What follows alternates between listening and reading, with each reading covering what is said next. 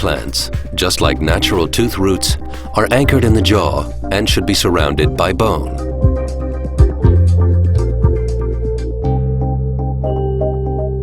The bony wall surrounding an implant can be damaged for various reasons, such that the implant is not completely surrounded by bone.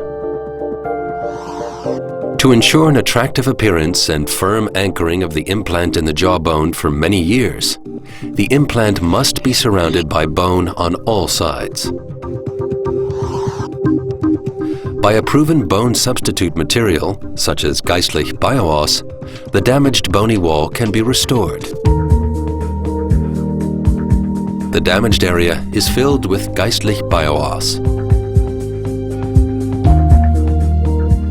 The natural structure of Geistlich Bio-Oss serves as a scaffold for new bone formation.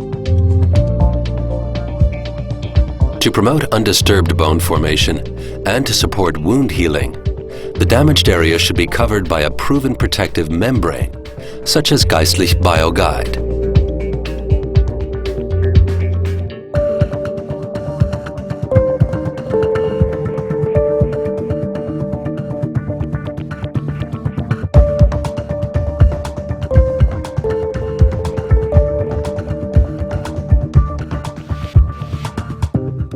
The protective Geistlich Bio-Gide membrane is broken down naturally by the body after a few weeks. Geistlich Bio-Oss is intermingled with new bone after 4 to 6 months and is then included in the natural remodeling process of the bone. Through successful restoration of the bony wall, the implant is now completely surrounded by bone.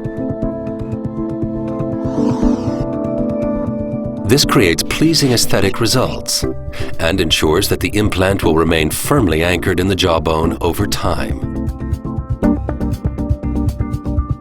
Due to the bone regeneration, the implant and crown fulfill the function of a strongly anchored artificial tooth with a natural, attractive appearance.